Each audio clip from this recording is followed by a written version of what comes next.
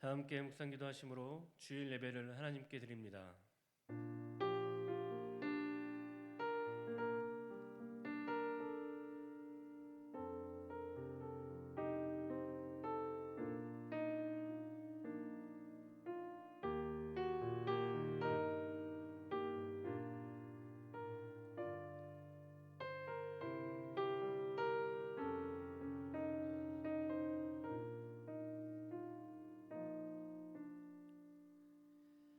우리에게 있는 대제사장은 우리의 연약함을 동정하지 못하시리가 아니요 모든 일에 우리와 똑같이 시험을 받으신 이르되 죄는 없으시니라. 그러므로 우리는 긍휼하심을 받고 때를 따라 돕는 은혜를 얻기 위하여 은혜의 보좌 앞에 담대히 나아갈 것이니라. 아멘. 인류의 죄를 대속하시기 위하여 십자가를 지신 주님, 온 세계가 코로나19 바이러스로 두려움에 떨고 있는 지금 사순절 첫 번째 주일에 겸손한 마음으로 이 자리에 모였습니다. 하나님께서 우리에게 값없이 베풀어 주신 구원의 은혜를 묵상하며 그 사랑에 감사와 찬송을 올려드립니다. 예배하는 이 시간 독생자를 보내주신 하나님의 사랑과 십자가를 지신 예수님의 사랑을 깊이 체험하는 시간 되게 하여 주옵소서. 예수님의 이름으로 기도합니다. 아멘.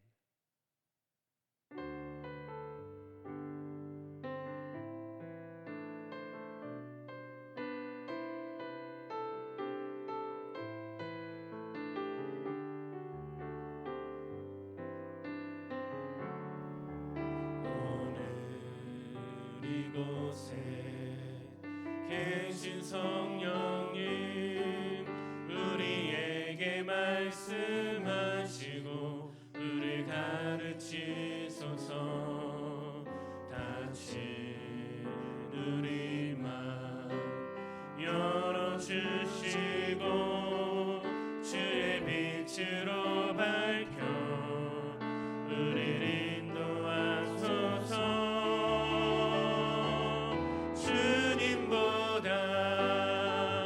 앞서지 않고 겸손하게 주님의 말씀 기다리니 주님 손에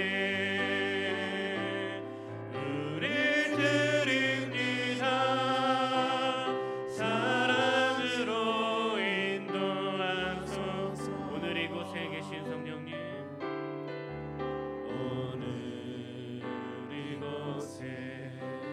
계신 성령님, 우리에게 말씀하시고 우리를 가르치소서. 닫힌 우리 맘 열어주시고 주의 빛으로 밝혀 우리를 인도하소서.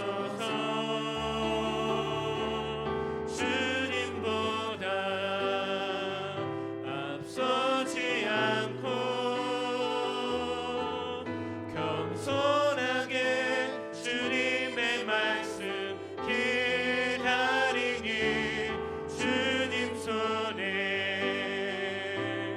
우릴 드립니다. 사랑으로 인도하소서.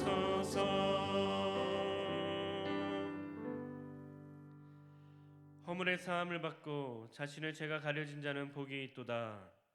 마음에 간사함이 없고 여호와께 정죄를 당하지 아니하는 자는 복이 있도다. 내가 입을 열지 아니할 때에 종일 신음함으로 내 뼈가 쇠하였도다. 주의 손이 주야로 나를 누르시오니 내 진액이 빠져서 여름 가뭄에 마름같이 되었나이다. 주께 내 죄를 아뢰고 내 죄악을 숨기지 아니하였더니 곧 주께서 내 죄악을 사하셨나이다. 이로 말미암아 모든 경건한 자는 주를 만날 기회를 얻어서 주께 기도할지라. 진실로 홍수가 범람할지라도 그에게 미치지 못하리이다. 주는 나의 은신처요니 환난에서 나를 보호하시고 구원의 노래로 나를 두르시리이다. 너희 의인들아 여호와를 기뻐하며 즐거워할지어다. 마음이 정직한 너희들아 다 즐거이 외칠지어다. 아멘. 우리의 죄들을 침묵 가운데 하나님께 고백합니다.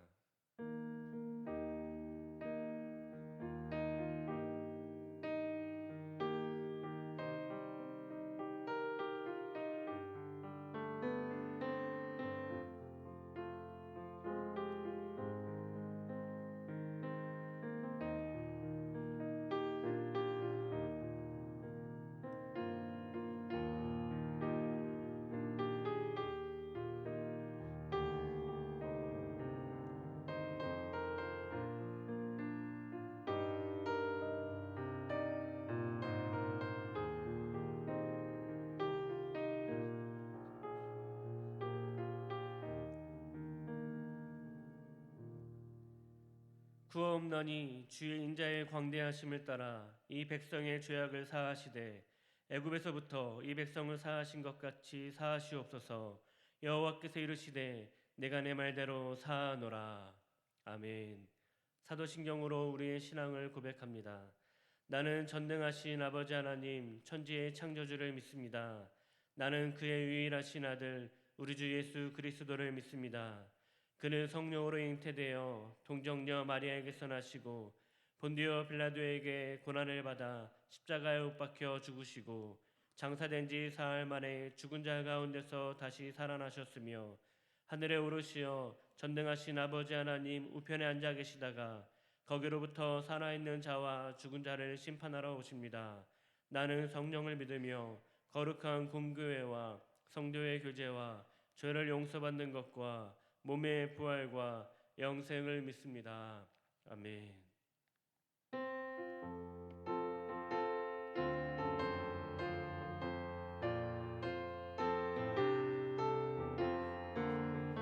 마음에 가득한 의심을 깨치고 지극히 화평한 마음으로 찬송을 부르는 어린 양 예수의 그 피로 속죄함 얻었네. 속죄함 속죄함 주 예수 내 죄를 속했네. 할렐루야 소리를 합하여 함께 찬송하세. 그 피로 속죄함 얻었네.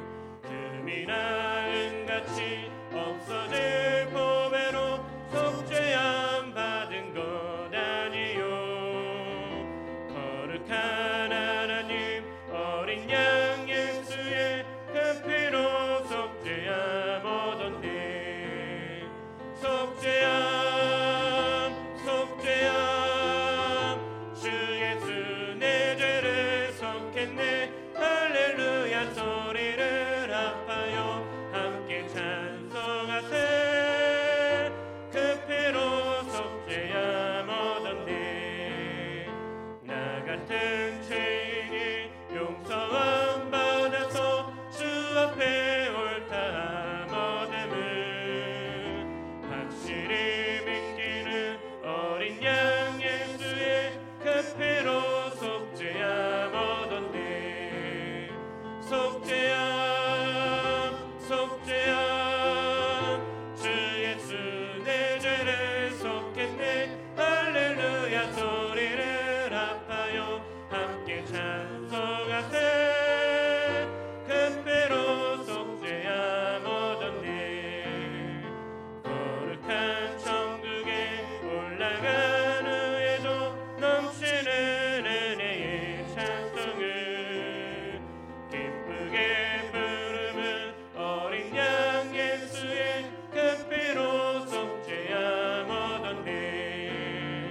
속죄함 속죄함 주 예수 내 죄를 속겠네. 할렐루야 소리를 합하여 함께 찬송하세. 그 피로 속죄함 얻었네. 오늘 말씀은 레위기 16장 29절에서 34절의 말씀입니다. 레위기 16장 29절에서 34절의 말씀입니다. 구약성경 172면에 있습니다. 하나님의 말씀을 봉독할 때 하나님의 음성을 들으시기 바랍니다. 너희는 영원히 규례를 지킬지니라. 일곱째 달 곧 그 달 10일에 너희는 스스로 괴롭게 하고 아무 일도 하지 말되 본토인이든지 너희 중에 거류하는 거류민이든지 그리하라. 이날에 너희를 위하여 속죄하여 너희를 정결하게 하리니 너희의 모든 죄에서 너희가 여호와 앞에 정결하리라. 이는 너희에게 안식일 중에 안식일인즉 너희는 스스로 괴롭게 할지니 영원히 지킬 규례라. 기름 부음을 받고 위임되어 자기의 아버지를 대신하여 제사장의 직분을 행하는 제사장은 속죄하되 세마포 옷 곧 거룩한 옷을 입고 지성소를 속죄하며 회막과 제단을 속죄하고 또 제사장들과 백성의 회중을 위하여 속죄할지니 이는 너희가 영원히 지킬 규례라. 이스라엘 자손의 모든 죄를 위하여 1년에 한 번 속죄할 것이니라. 아론이 여호와께서 모세에게 명령하신 대로 행하니라. 아멘. 함께 기도하시겠습니다. 하나님, 지금 이 시간 성령께서 우리가 얼굴을 마주 대하고 공적으로 함께 모여 예배드리지 못하는 이 자리에도 함께 하시고 우리가 각처에서 예배드리는 그 현장에도 성령께서 우리의 생각과 우리의 감정과 우리의 뜻을 다스려 주시기를 구합니다. 이 시간 이 말씀 가운데 우리와 함께 하시고 하나님의 역사하심을 다시 한번 누릴 수 있는 귀한 시간 될 수 있도록 말씀 가운데 역사하여 주시옵소서. 함께 하실 것을 믿으며 예수님 이름으로 감사하며 기도하옵나이다. 아멘. 하나님께서는 이스라엘 백성들에게 7가지의 반드시 지켜야 될 절기를 주셨습니다. 유월절, 무교절, 초실절, 오순절, 나팔절과 대속죄일 그리고 초막절이라고 불리는 이 7가지의 절기를 반드시 지키라고 말씀하십니다. 사실 이 절기는 이스라엘 백성들이 농사 짓는 것과 아주 밀접한 관련이 있습니다. 또 한편으로 많은 성경학자들이 이것이 예수님께서 우리에게 오셔서 이루신 이 구원의 역사와 뗄래야 뗄 수 없는 관계가 있다, 이렇게 해석을 합니다. 많은 성경학자들이 이렇게 해석을 합니다. 6월절부터 오순절까지의 절기는 예수님께서 이 땅에 오심으로 다 이루어진 일이고 나팔절과 대속죄일, 초막절은 예수님의 재림과 관련이 있다, 이렇게 해석을 많이 합니다. 저는 이게 꼭 맞다고는 생각하지 않습니다.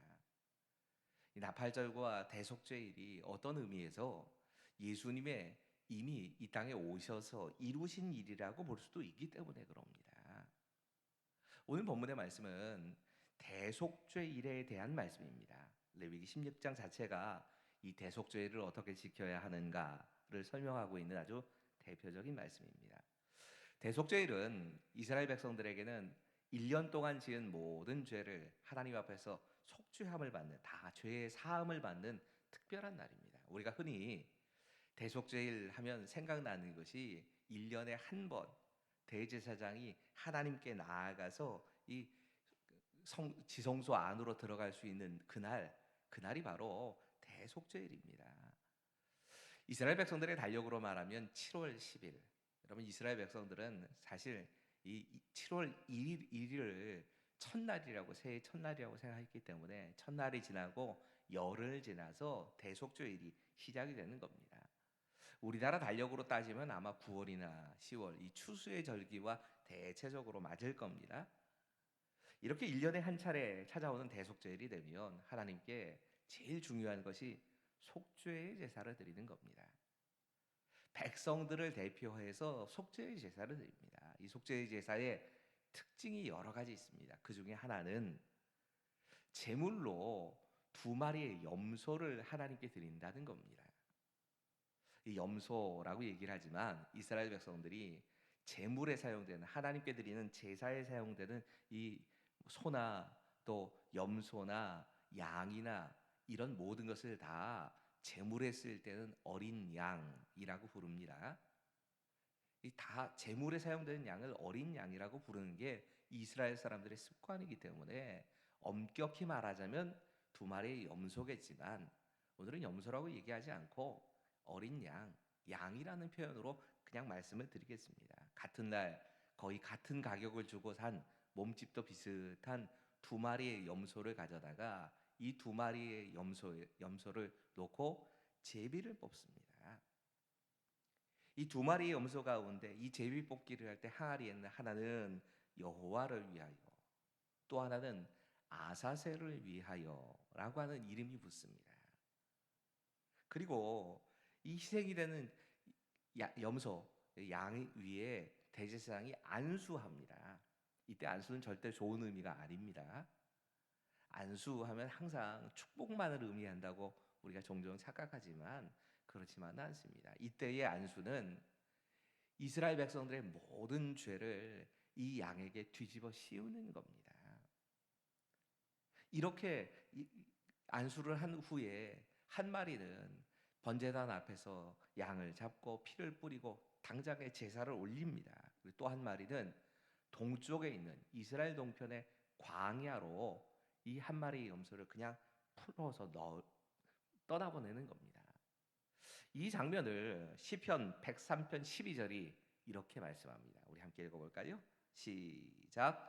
동이 서에서 먼 것 같이 우리의 죄가를 우리에게서 멀리 옮기셨으며, 동이 서에서 먼 것 같이 우리의 죄가를 멀리 옮기셨다 하시는 이 말씀이 바로 이 장면을 연상하면서 말씀하는 겁니다. 이때 양의 머리 위에 안수할 때 그 안수하는 순간에 모든 죄를, 이스라엘의 모든 죄를 이 염소 어린 양 그 위에다가 다 고백하는 겁니다. 그리고 광야로 풀어줍니다. 근데 이 염소, 이 어린 양이 다시는 돌아오면 안 됩니다. 이 아사셀의 염소가 만약에라도 이스라엘 백성에게 다시 돌아온다면 이건 이미 떠나보낸 죄가 다시 백성에게 되돌아왔다는 의미입니다. 그런 상징이기 때문에 반드시 광야에 가서 들짐승에게 찢어 죽어야 하는 겁니다. 근데 가끔은 이 아사셀의 염소가 이스라엘에게 되돌아올 때가 있긴 있었던 모양입니다. 그래서 예수님 당시에서는 이 몬타르라고 하는 산에 가서 아사셀의 염소를 절벽에다 놓고 절벽에서 떨어뜨려 죽였다고 합니다. 그러니까 절대로 이 죄는 우리에게 다시 돌아오서는 안 된다는 의미입니다. 여러분이 아시겠지만 저는 주일 오전 예배의 본문을 총회가 정한 공과의 순서에 따라서, 장년부 공과의 순서에 따라서 말씀을 전합니다. 그래서 오늘 저는 이 코로나19라고 하는 전염병 때문에 국가적인 재난을 당한 지금 이때에도 이 말씀이 오늘 우리를 향해 주시는 하나님의 말씀이다, 이렇게 받아들이고 이 말씀을 묵상하고 이 말씀 가운데 주시는 메시지를 지금 우리에게 주신 하나님 말씀으로 받아들이려고 합니다. 오늘 본문이 이야기하고 있는 첫 번째 메시지는 이런 것입니다. 하나님은 우리를 정결하게 하시려고 속죄일을 허락하셨습니다. 우리 함께 30절의 말씀을 같이 읽겠습니다. 시작. 이날에 너희를 위하여 속죄하여 너희를 정결하게 하리니 너희의 모든 죄에서 너희가 여호와 앞에 정결하리라. 아멘. 여러분 반드시 기억해야 할 것이 있습니다. 이 정결하게 하는 날, 이 날은 또 한편으로 우리가 하나님 앞에서 우리 안에 하나님이 싫어하시는 것이 있다 하는 이 사실을 깨닫고 괴로워하고 고통스러워하는 날이기도 합니다. 여러분, 세상 사람들은 죄로 인해서 징계를 받는 걸 괴로워합니다. 죄 자체를 괴로워하지 않습니다. 근데 우리는 죄 자체가 괴로워야 합니다. 죄가 하나님의 마음을 얼마나 아프시게 하는가를 알고 하나님과의 관계 때문에 우리는 죄를 두려워하고 죄를 가슴 아파하는 겁니다. 이 대속죄일에는 하나님께서 아무 일도 하지 못하게 하십니다. 아무 일도 하지 말라는 이야기는 그만큼 그 시간에 우리의 죄에 대해서 직시하고 직면하고 그 시간 동안 내가 하나님 앞에 하나님의 마음을 얼마나 괴롭게 해드렸는가 이 생각을 하면서 이 시간을 괴로운 시간으로 보내라는 의미입니다. 심각하게 받아들이라는 말입니다. 또 이날은 금식하고 금욕하는 날입니다. 하나님께서 금식을 명령하신, 직접 하나님께서 금식을 명령하신 말씀이 여기 한 곳밖에 없습니다. 그 나머지 것들은 이스라엘 백성들이 혹은 아니면 믿음의 선배들이 이런 날에는 금식해야겠다라고 작정을 하고 금식하는 절기들을 만들어낸 것이지, 하나님이 직접 이날만은 꼭 금식해야 돼, 하루를 금식해라 라고 직접 명령하신 날은 대속죄일밖에 없습니다. 그만큼 죄를 심각하게 여겨야 된다 하는 말씀을 하시고 그 죄에 대해서 우리가 괴로워하라고 말씀하시는 겁니다. 오늘 본문의 이 말씀인 이 대속죄일의 규례가 사순절의 첫 번째 주일에 선포되고 있습니다. 우리가 지난 수요일서부터 지난 수요일을 우리가 제의 수요일이라고 부르면서 사순절을 시작했습니다. 성탄절 이전에 약 이 몇 주간의 시간으로 성탄을 준비하는 절기로 대강절이 있다면, 사순절은 부활을 준비하는 부활절을 준비하는 절기입니다. 이 사순절에 오늘 우리가 만나고 있는 현실과 함께 생각하면서 아마 이 사순절 가운데 가장 고통스러웠던 사순절 하나를 기억해 봐야 할 것입니다. 흑사병이 유럽을 완전히 휩쓸고 있던 그 중세에 수많은 사람들이 죽습니다. 그리고 이 매일매일 장대의 종소리가 교회 전역에서 울려 퍼지는 겁니다. 교회는 장례를 알리는 종을 계속 매일 칠 수밖에 없었습니다. 그리고 이 시간을 돌아보면서 한 역사학자가 이렇게 얘기합니다. 이 시대에 애도는 집단 전체의 일이었고, 죽음과 애도의 과정을 통해서 사람들은 반드시 교훈을 얻었다. 여러분, 이 죽음과 애도의 시간을 통해서 유럽의 그리스도인들이 하나님의 메시지를 찾았던 것처럼, 어찌 생각하면 수많은 죽음이 지금 우리 곁에 가까이 와 있는 이 시간에 다시 한번 우리에게 주시는 하나님의 메시지, 하나님의 뜻이 무엇인가를 분별하려고 애써야 합니다. 어쩌면 다 이해할 수 없을지도 모릅니다. 우리가 왜 하나님께서 이런 시간들을 우리에게 그냥 허락하셨는가, 이유를 다 알 수는 없을 겁니다. 하지만 분명한 메시지는 있습니다. 이 가운데는 하나님께서 이 땅을 바라보시면서 안타까워하시는 그 하나님의 안타까움과 슬픔이 이 시간 가운데 담겨 있는 겁니다. 또 이 시간은 우리가 회개의 자리로 나가야 될 시간인 겁니다. 이 대속죄를 말씀하면서 하나님은 스스로 괴롭게 하라는 말씀을 반복해서 말씀하십니다. 29절이나 31절에 스스로 괴롭게 하라 말씀하십니다. 이 말은 어떤 의미에서는 육체적으로 금식이나 고행을 하라, 그리고 죄를 깨닫는 시간을 가져라 하는 의미가 담겨 있습니다. 죄를 회개할 시간이라는 겁니다. 여러분, 분명한 것은 이 괴로움의 시간은 우리가 회개할 시간입니다.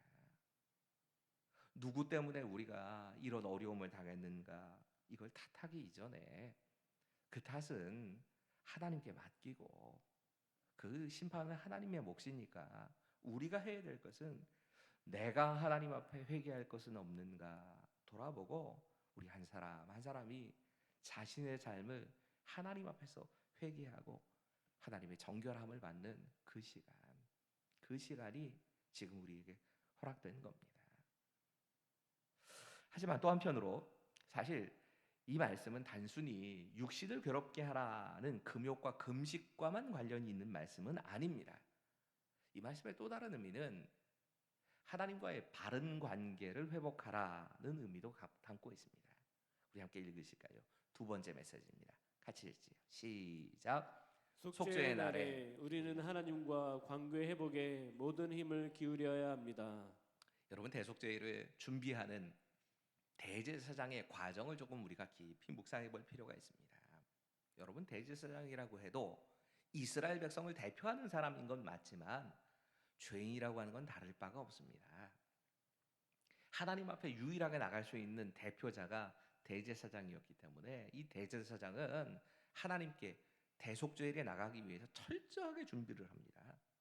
대속죄일이 시작되기 일주일 전서부터 특별한 장소를 잡고 대속죄일에 대한 준비를 합니다.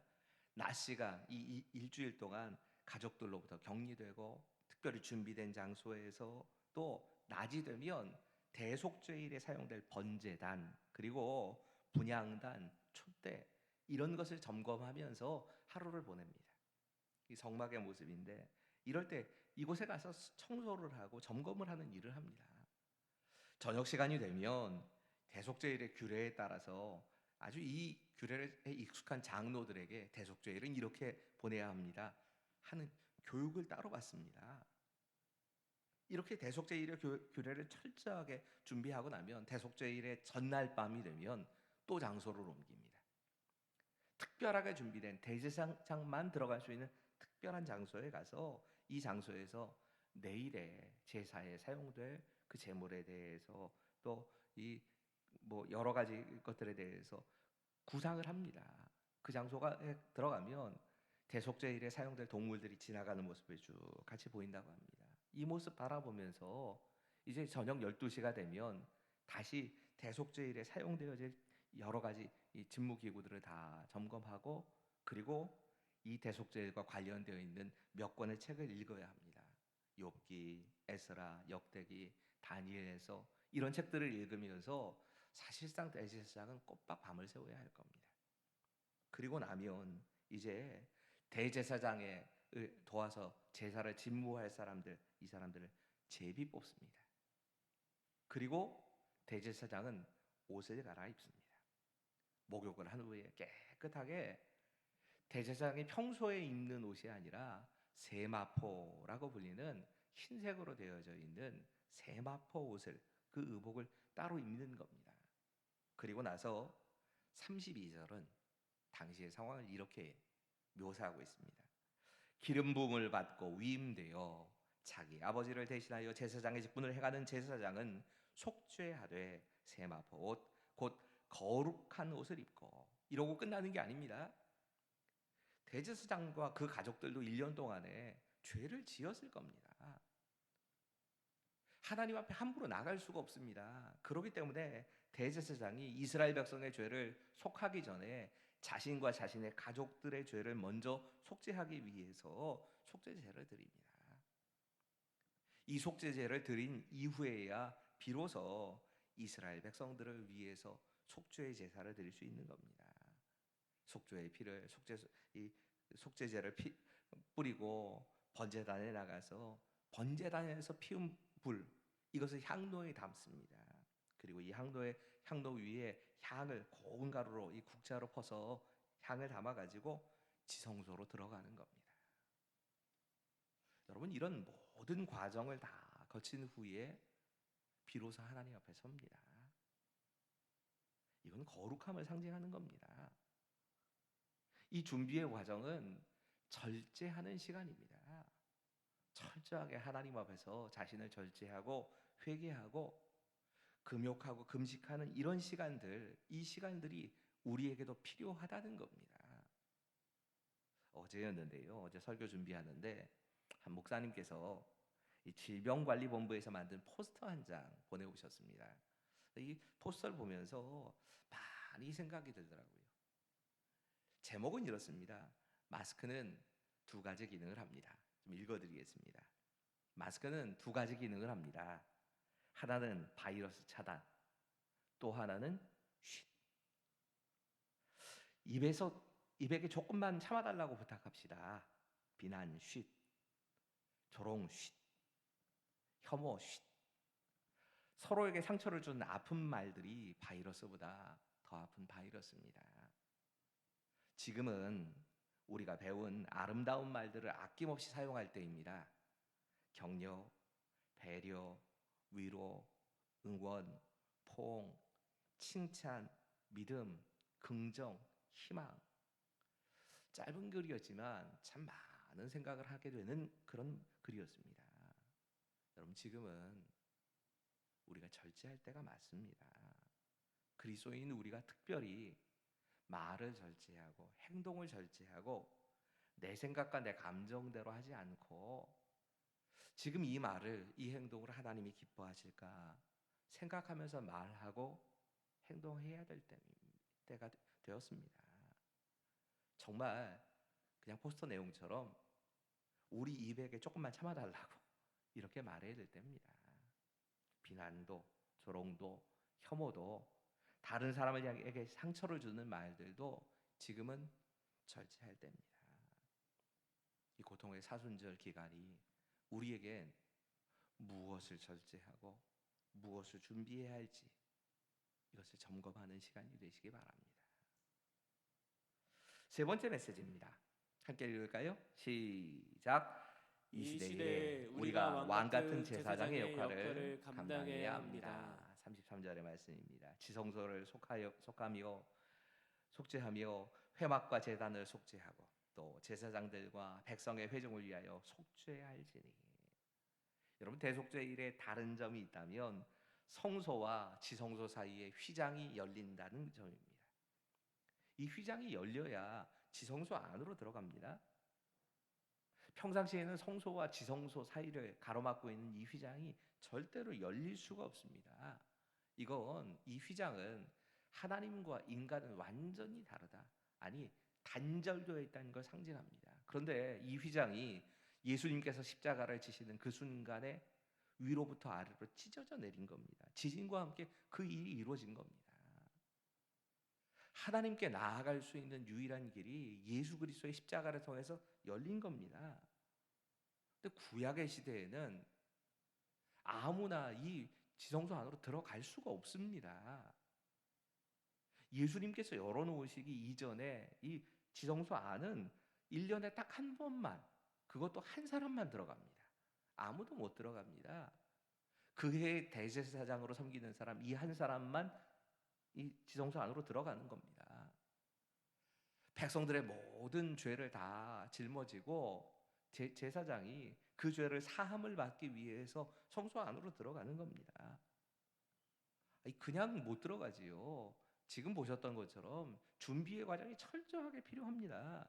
자신의 죄를 속죄하고 이 백성들의 죄를 속하기 위해서 다 준비되고 두렵고 떨리는 마음으로, 자칫 잘못하면 내가 죽을 수도 있다, 이런 마음을 가지고 두려운 마음으로 벌벌벌 떨면서 가는 겁니다. 그런데 이 휘장이 예수님 때문에 찢어졌습니다. 우리가 예수님께서 찢어 놓으신 그 길을 따라서 모두 다 하나님의 지성소 안으로 들어갈 수 있게 되었다는 겁니다. 그래서 우리를 하나님 앞에 나아갈 수 있는 존재, 제사장이라고 부르신 겁니다. 여러분, 예수님께서 대제사장이 되셔서 우리에게 길을 열어놓으셨다면 이제 세상을 향해서 우리가 대제사장의 사명을 감당하는 사람들이 되어야 한다고 말씀하는 겁니다. 베드로전서 2장 9절 우리 함께 읽습니다. 시작. 그러나 너희는 택하신 족속이요 왕 같은 제사장들이요 거룩한 나라요 그의 소유가 된 백성이니 이는 너희를 어두운 데서 불러내어 그의 기이한 빛에 들어가게 하신 이의 아름다운 덕을 선포하게 하려 하심이라. 아멘. 여러분이 제사장의 직분을 감당하기 위해서 우리에게 제일 먼저 있어야 될 일이 있습니다. 그건 먼저 우리가 대속의 은혜를 받아야 됩니다. 우리가 죄를 속하시는 하나님의 은혜를 먼저 속죄, 대속 이렇게 표현이 되는데, 이 하나님의 속죄의 은혜를 점검하고 받아야 됩니다. 이 속죄라는 단어, 히브리어로는 카파르라고 하는 단어인데, 이 카파르라고 하는 단어는 덮는다는 뜻을 가지고 있습니다. 덮어주신다라고 하는 뜻입니다. 우리가 덮는 게 아니라 덮어주신다라는 뜻을 담고 있습니다. 오해하지 않으셔야 합니다. 이 덮어지는 과정이 우리가 죄를 지었는데도 그냥 하나님께서 눈 감아주신다, 모른 척 하신다는 의미가 아닙니다. 짐승이 죽어야 합니다. 짐승의 피가 그 위에 덮어져야, 이 죽음과 동반해서 피의 제사가 드려져야, 그래야 비로소 우리의 죄가 덮이는 겁니다. 여러분, 죄의 삭스는 언제나 사망입니다. 하나님은 그 사망이라고 하는 대가를 우리가 지불하지 않게 하셨을 뿐이지 예수님을 통해서 이미 다 지불하신 겁니다. 이 본문의 말씀에서 우리가 조금만 주의를 기울여서 주목해 봐야 될 말씀 하나가 더 있습니다. 정결하게 하리니 혹은 정결하리라, 이 표현이 반복됩니다. 이 말은 우리 스스로가 정결하게 된다는 말이 아닙니다. 정결하게 하신다는 뜻입니다. 죄에 대해서 애통하는 시간이 우리에게 반드시 필요합니다. 그 정결함을 위해서 우리가 회개하고 절제하는 시간이 반드시 필요합니다. 하지만 우리의 회개나 절제, 우리의 애통하는 것, 이것 때문에 죄사함을 받는 게 아닙니다. 예수님께서 우리를 위해서 행하신 일, 그 십자가에서 이루신 일 때문에 우리는 구원의 은혜를 경험하고 죄를 속하시는 그 은혜 안으로 들어가게 된 겁니다. 전독곡할로 유명한 제임스 케네디라고 하는 목사님이 계시는데, 이분이 이 예수님이 십자가에 대해서 아주 특별한 비유 하나를 설명합니다. 이 5사람이 은행을 털기로 모의를 했답니다. 근데 이 사실을 한 친구가 알게 됐습니다. 이 친구를 주인공이라고 치고, 이 주인공이 이 5명의 친구들이 은행을 털지 못하게 하기 위해서 계속 설득을 합니다. 간청합니다. 절대로 그래서 안 된다. 근데 이 친구들은 마음을 돌이킬 마음이 전혀 없습니다. 결국에는 이 친구들이 주인공을 밀쳐내고 그리고 은행을 털기 위해서 가는 겁니다. 근데 그 중에 한 친구는 겨우 붙잡아가지고 주인공이 막 싸우면서 막 겨우 붙잡고 뒤엉켜서 싸우니까 이 친구는 가지를 못하고 나머지 4명의 친구가 은행을 털러 간 겁니다. 은행 강도짓을 벌이다가 이 친구들이 실수로 그 은행에 근무하는 한 사람을 죽입니다. 체포가 됐답니다. 결국 이 친구들은 사형 선고를 받고 사형장애 이슬로 죽음을 당하게 됩니다. 그런데 이 주인공과 뒤엉켜서 싸우려고 그 자리에 가담하지 않은 사람이 있지 않습니까? 이 사람은 당연히 사형 선고를 안 받았습니다. 제임스 케네디 목사님이 여기서 이걸 질문하는 겁니다. 이 4사람의 친구가 죽은 건 누구 때문입니까? 답은 간단할 겁니다. 자기 죄 때문이지요. 자기 죄 때문에 죽은 겁니다. 다시 한번 질문을 합니다. 이 사형 선고를 받지 않고 유일하게 살아남은 이 친구는 아주 착한 마음을 가졌기 때문에 죽지 않은 겁니까? 아닙니다. 그도 그 일을 하려고 했습니다. 주인공이 이 친구를 가지 못하게 막았기 때문에 사형도 안 받은 겁니다. 어쩌면 이게 우리가 생각할 수 있는 수준에서 우리가 받은 구원에 대해서 설명하는 겁니다. 우리가 구원을 받은 것, 이건 우리가 어떤 일을 하고 공로 때문에 된 게 아닙니다. 만약에라도 어떤 사람이 죄를 짓고 지옥으로 가게 된다, 죄 때문에 지옥으로 간다, 자신의 죄 때문입니다. 근데 누군가가 하나님의 은혜로 천국에 가게 되었다, 그렇다면 그건 내가 착한 일을 해서가 아닙니다. 존 스토트 목사님이 이렇게 말합니다. 만일 누군가 구원에서 멀어지면 그것은 자신의 책임이지만 누군가 구원을 받는다면 그것은 하나님의 은혜 덕분이다. 이것은 지금 우리의 지식으로는 풀 수 없는 신비가 있다. 하지만 성경과 역사, 우리의 경험과는 모순되지는 않는다. 여러분, 우리가 구원을 얻게 된 건 우리들의 잘남 때문이 아닙니다. 예수님 때문입니다. 오늘 본문에서 우리가 만나게 되는 마지막 메시지는 이것입니다. 이제 우리는 하나님의 명령하시는 대로 행해야 합니다. 우리 34절의 말씀을 같이 읽습니다. 시작. 이는 너희가 영원히 지킬 규례라. 이스라엘 자손의 모든 죄를 위하여 1년에 한 번 속죄할 것이니라. 아론이 여호와께서 모세에게 명령하신 대로 행하니라. 아멘. 오늘 본문 29절, 31절, 또 마지막 절인 34절에 계속 반복되는 표현이 하나 있습니다. 그건 영원히 지킬 규례라는 말씀입니다. 이 규례라는 말은 변하지 않는다는 뜻이 있습니다. 영원히 변하지 않는다, 이렇게 말씀하고 있는 겁니다. 또 이 규례란 말은 예외가 없다는 뜻도 갖고 있습니다. 그래서 29절 하반절이 이렇게 말씀하는 겁니다. 본토인이든지 너희 중에 거류하는 거류민이든지 그리하라. 본토인만 그러는 게 아니라 그냥 나그네로 너희와 함께 머물러 있는 사람들도 누구나 예외 없이 하나님이 정하신 규례, 이 계명을 그대로 지켜야 된다는 얘기입니다. 이건 우리 모두가 죄인이기 때문에 그럽니다. 우린 1년 365일 어느 한 날도 제외하지 않고 죄를 짓고 삽니다. 물론 행동으로 직접 나타나지 않는 죄들이 더 많습니다. 우리 마음속에서만 이루어집니다.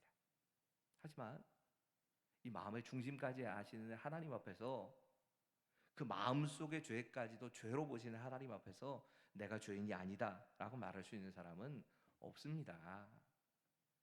사실 하루에도 12번씩 우리는 마음으로, 생각으로, 말로 죄를 짓고 있습니다. 우린 죄인이라고 고백할 수밖에 없습니다. 그런 우리라면 결국 우리는 하나님의 말씀, 하나님께서 정하신 영원한 규례를 따라야 합니다. 오해하지 마십시오. 지금 이 말씀을 이 모세와 아론이 하나님의 말씀을 그대로 따라갔던 것처럼 대속죄일에 그 규례를 그대로 다 지켜야 된다는 그런 의미가 아닙니다. 이 대속죄일은 예수 그리스도께서 십자가를 지심으로 이미 완성됐습니다. 이미 완성하신 겁니다. 그렇기 때문에 우리가 구약 시대의 이스라엘 백성들이 하는 것처럼 대제사장이 특별하게 일주일의 준비를 하고 또 그 피를 뿌려서 제사를 드리고 하는 이런 것과 같은 똑같은 제사를 지내는 건 아닙니다. 이제 이 피의 제사는 예수님의 십자가를 통해서 다 이루어졌습니다. 완성되었습니다. 우리가 이 레위기라고 하는 책을 읽으면서 특별히 참 어려워하는 책인데 늘 기억해야 되는 것 한 가지가 여기 있습니다. 여러분, 레위기는 죄의 문제에서 굉장히 많이 다루고 있습니다. 하나님께서 죄를 해결하기 위해서 이런 방법 저런 방법을 쭉 많이 말씀하십니다. 그리고 그 율법의 정신은 굉장히 중요한 겁니다. 우리에게 죄에 대해서 심각하게 바라보고 이 죄가 하나님의 마음을 얼마나 가슴 아프게 하는가, 이 사실을 깨닫고 회개하는 시간은 반드시 필요합니다. 우리가 예수님의 십자가와 복음을 강조하다 보니까 내가 지은 죄, 이 죄에 대해서 심각하게 묵상을 잘 안 합니다. 너무 가볍게 여깁니다. 그러니까 복음이 주는 그 은혜가 은혜로 느껴지지도 않습니다. 얼마나 많은 경우 그런 줄 모릅니다. 또 우리가 왕 같은 제사장으로 예수님께서 이미 열어놓으셨기 때문에 그 열어놓으신 그 길을 따라서 이제 세상과 하나님 사이에 다리 역할을 하는 제사장의 직분, 왕 같은 제사장의 직분을 감당하는 것 너무너무 귀한 겁니다. 진짜 우리가 꼭 기억해야 될 겁니다. 하나님과의 관계요. 여러분, 이 구약 시대의 율법의 정신은 지금도 우리에게 동일하게 다 적용이 돼야 되는 게 맞습니다. 하지만 이 율법만 보다가 예수님을 놓칠 때가 많습니다. 사실 율법은 예수님을 보여주기 위한 그림자입니다. 율법을 통해서 하나님께서는 우리에게 죄를 깨우쳐 주십니다. 이게 죄로구나 하는 사실에 대해서 알게 하십니다. 하지만 그게 끝이 아닙니다. 그 죄를 깨닫고 우리는 예수님께 나아가는 겁니다. 율법은 예수님께 가까이 하기 위한 도구입니다. 이 도구인 율법만 보고 예수님은 보지 못할 때가 정말 많습니다. 여러분, 이런 마음으로 이 본문의 말씀을 적용해 봐야 합니다. 우리가 하나님의 명령하시는 대로 행한다 하면 십자가를 통해서 이미 이 대속죄일의 모든 우리가 드려야 될 규례를 다 이루어 놓으신 그 예수님, 그 예수님의 명령을 따르라는 말씀인 겁니다. 여러분, 이 땅에서 사시면서 예수님이 크게는 두 가지의 명령을 우리에게 말씀하십니다.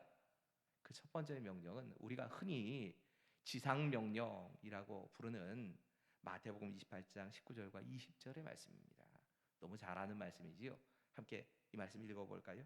마태복음 28장 19절과 20절 함께 시작. 그러므로 너희는 가서 모든 민족을 제자로 삼아 아버지와 아들과 성령의 이름으로 세례를 베풀고 내가 너희에게 분부한 모든 것을 가르쳐 지키게 하라. 볼지어다 내가 세상 끝날까지 너희와 항상 함께 있으리라 하시니라. 아멘. 여러분, 예수 믿는 사람들이라면 누구나 지켜야 될 계명이라고 이 말씀을 받아들여서 우리는 이 말씀을 지상명령, 예수님의 마지막 유언이라고 생각을 합니다.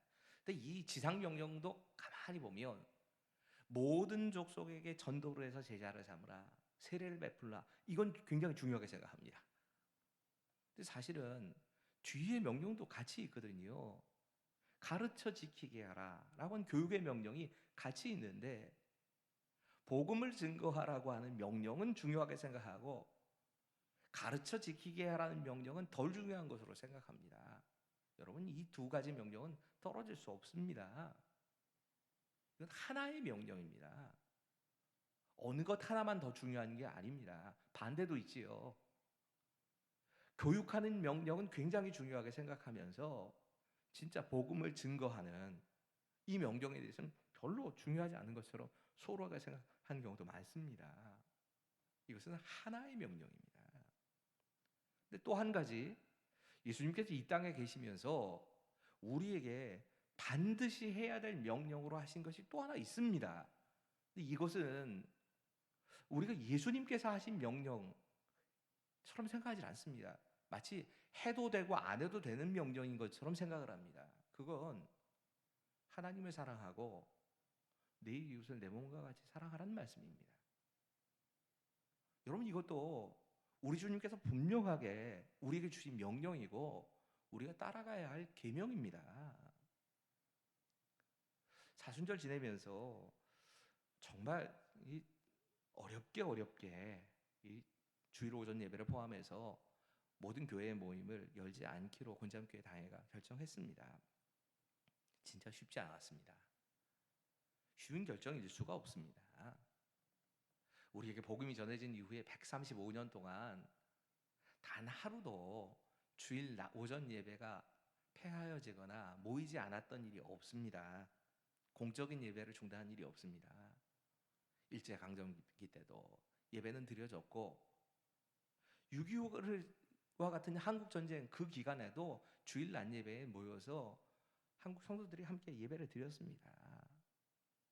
그런데 이 코로나19라고 하는 전염병을 만나면서 이 전염병이 가지고 있는 전염성 때문에 너무 빠른 속도로 이렇게 전염이 되기 때문에 우리가 속해 있는 이 국가의 안전이나 또 사회의 안전을 지키기 위해서 예배를 드리지 말자라고 하는 결정을 내렸는데, 이게 쉽지는 않은 일입니다. 정말 오랫동안 기도하고 하나님께 물으면서 이 일은 결정을 한 일입니다. 신앙적으로는 두 가지 이유 때문에 예배를 닫는 결정을 내릴 수 있었다고 생각합니다. 하나는 지금 교회마저 이 코로나의 감염 경로가 된다면 하나님의 영광도 가려지고, 또 한편으로 복음을 전할 수 있는 이 복음의 문을 닫게 되는 결과가 올 수 있다는 우려 때문입니다. 이 이유 때문에 어쩔 수 없이 닫은 겁니다. 또 하나는 예수님의 명령, 내 이웃을 내 몸과 같이 사랑하라 하시는 이 명령이 지금 이 순간에 적용되어야 될 명령이다라고 믿음으로 받아들인 겁니다. 여러분, 이 결정이 유일한 옳은 결정이라고 생각하시면 안 됩니다. 그렇게 생각하지 마십시오. 여러분, 분명히 오늘도 주일 오전 예배로 모여서 하나님께 예배하는 분들이 계실 겁니다. 그분들의 믿음에 그것이 최선이라 생각했고 그렇게 결정하고 이 예배를 지키는 분들이 분명히 계실 겁니다. 그분들의 믿음입니다. 이 일에 대한 판단은 하나님이 하실 일이지 우리가 옳다 그르다를 판단할 수 있는 내용이 아닙니다. 단지 우리가 해야 되는 건 지금 이 순간 우리가 하나님 앞에서 믿음으로 응답하는 겁니다. 옳은가 그른가를 따지는 게 아니라 내가 최선을 다해서 믿음으로 반응을 보이려고 하는 겁니다. 여러분, 오늘 본문은 우리에게 이 코로나19라고 하는 전염병을 만난 우리들에게 주시는 하나님 말씀이 무엇인가 라고 하는 것을 말씀하고 있습니다. 주일에 모이는 이 예배마저 드리지 못하는 지금 이 순간에 하나님께서는 우리에게 이 시간이 회개하고 절제를 배워야 될 시간, 이렇게 말씀하신 겁니다. 이 시간이 다시 한번 하나님의 은혜에 대해서 감사하고 또 우리가 이 시대의 왕 같은 제사장이다 하는 이 사실을, 이 사명을 다시 한번 확인하는 시간이라고 말씀하시는 겁니다. 그리고 이 시간이 하나님의 두 가지의 명령, 예수 그리스도를 통해서 우리에게 주신 두 가지의 명령, 복음을 증거하고 제자를 삼으라고 하시는 이 명령과 더 나아가서 하나님을 사랑하고 내 이웃을 내 몸과 같이 사랑하라 하시는 이 명령을 지켜야 할 때라고 말씀하십니다. 이것이 오늘 주일을 통해서 우리에게 주시는 하나님 말씀입니다. 기도하겠습니다. 하나님, 그 어떤 때보다 고통스러운 사순절을 보내면서 이 사순절의 첫 시간에 하나님께서 이 말씀을 통하여 들려주신 이 하나님의 말씀을 붙잡고 사순절을 이겨나갈 수 있도록, 예수님의 고난에 함께 동참하는 시간 될 수 있도록 주님 도와주시옵소서. 구하기는 이 시간이 회개와 절제의 시간이 될 수 있도록 우리 안에 역사해 주옵소서. 이 시간이 그 어떤 때보다 우리가 하나님의 은혜에 감사하고 내가 왕 같은 제사장임을, 세상과 하나님 사이에 다리를 놓는 사람인 것을 기억하는 시간 될 수 있도록 주님 도와주시옵소서. 이 시간이 하나님 앞에 하나님을 사랑하고 이웃을 내 몸같이 사랑하라 하시는 예수님의 명령을 순종하고자 결단하는 시간 되게 하여 주시옵소서. 주님, 우리에게 긍휼을 베풀어 주시옵소서. 은혜를 구하며 예수님의 이름으로 감사하며 기도하옵나이다. 아멘. 예, 광고 보여주시죠.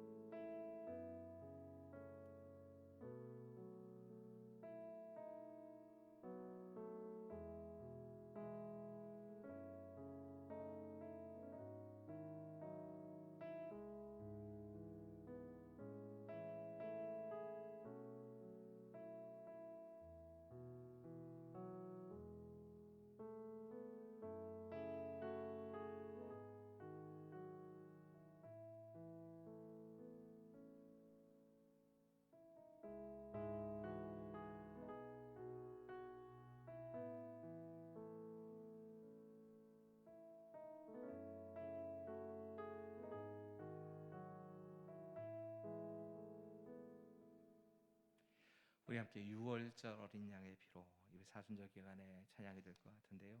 이 찬양 같이 부르시고 축도로 예배 마치도록 하겠습니다.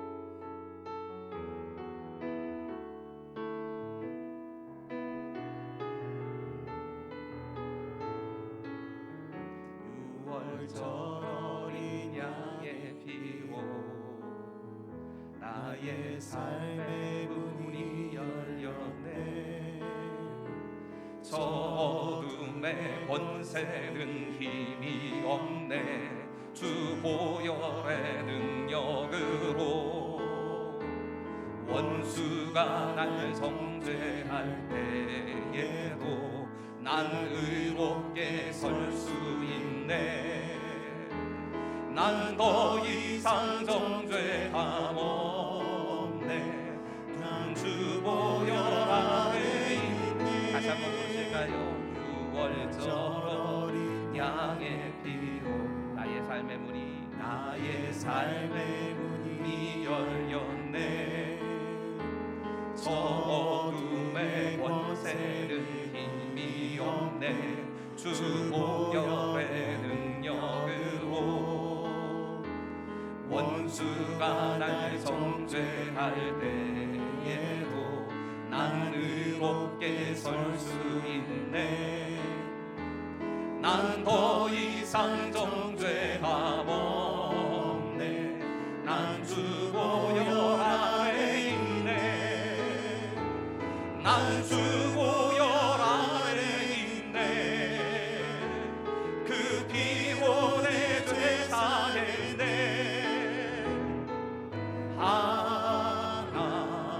하나님의 긍휼 날 거룩해 하시옵소서.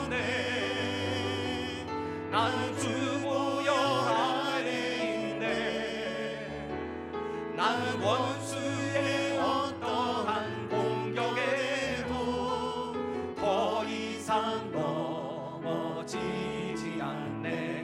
난 주 보혈 아래 6월절 어린 양의 피로 6월절 어린 양의 나의 삶의 문이 열렸네. 나의 삶의 문이 열렸네. 저 어둠의 권세는 저 어둠의 권세는 내 이미 보혈의 능력으로 주 보혈의 능력으로 원수가 날 정죄할 때에도 원수가 날 정죄할 때 난 의롭게 설 수 있네. 난 의롭게 설 수 있네. 난 더 이상 정죄함 없네. 난 주 보혈 아래 있네. 난 주 보혈 아래 있네. 그 피로 내 죄 사했네. 하나님의 긍휼 날 거룩해 하시었네. 난 주 보혈 아래 있네. 난 원수의 어떠한 공격에도 더 이상 넘어지지 않네. 난 주 보혈 아래 있네. 난 주 보혈 아래 있네. 그 피로 내 죄 사했네. 하나님의 긍휼이 하나님의 긍휼 날 거룩해 하시었네. 난 주 보혈 아래 있네. 난 원수의 어떠한 공격에도 더 이상 넘어지지 않네. 난 주 보혈 아래 있네. 여호와는 내게 복을 주시며 너를 지키시기를 원하며 여호와는 그 얼굴을 내게로 향하여 드사 은혜 베푸시기를 원하며 여호와는 그 얼굴로 너를 향하여 비춰주사 평강 주시기를 원하노라. 이제는 우리 주 예수 그리스도의 은혜와 하나님의 사랑하심과 성령의 감화 감동 역사 교통하심이 지금 이 자리에 함께 머리를 숙이고 또 하나님 앞에서 가정에서 따로 모여서 가정 예배를 통하여서 하나님을 이 시간을 기억하고 이 시간이 하나님께 드려진 예배의 시간임을 구별하여 드리고 있는 모든 사랑하는 곤지암의 가족들 한 사람 한 사람 가운데 그 어떤 때보다 긍휼이 필요한 이 나라와 이 민족 가운데 이 일을 앞장서서 코로나19의 공포로부터 우리를 위하여서 앞장서 싸우고 있는 방역대와 구조대와 또 의료진들 한 사람 한 사람들 가운데 지금부터 영원까지 함께 하시기를 간절히 축원하옵나이다.